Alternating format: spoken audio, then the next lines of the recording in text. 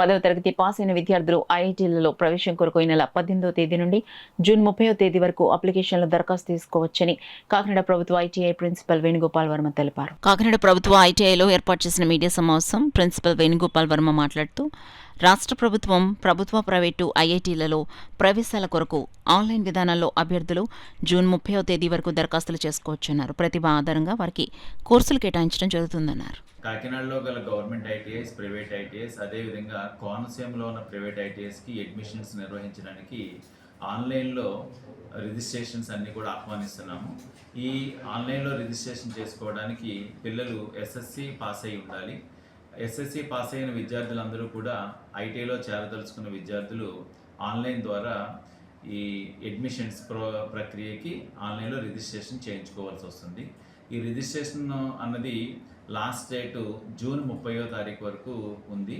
ఈ లోపల దగ్గరలో ఉన్న మీ సేవా కేంద్రాలు కానీ అదేవిధంగా మీ దగ్గరలో ఉన్న గవర్నమెంట్ ఐటీఐస్కి వెళ్ళినా కూడా ఈ ఆన్లైన్ ప్రాసెస్లో ఆన్లైన్ రిజిస్ట్రేషన్ అనేది క్యాండిడేట్ రిజిస్ట్రేషన్ అనేది జరుగుతుంది. క్యాండిడేట్ రిజిస్ట్రేషన్ చేయించుకున్న తర్వాత తప్పనిసరిగా దగ్గరలో ఉన్న గవర్నమెంట్ ఐటీఐస్లో మీ ఒరిజినల్ సర్టిఫికెట్స్ అన్నీ కూడా తీసుకుని వెళ్ళి వెరిఫికేషన్ చేయించుకోవాలి. వెరిఫికేషన్ చేయించుకున్న అభ్యర్థులు మాత్రమే ఫైనల్ మెరిట్ లిస్ట్లోకి వస్తారు. వారు మాత్రమే అడ్మిషన్స్ కౌన్సిలింగ్కి అర్హులవుతారు. దయచేసి మీరు ఆ ఐటీఐలో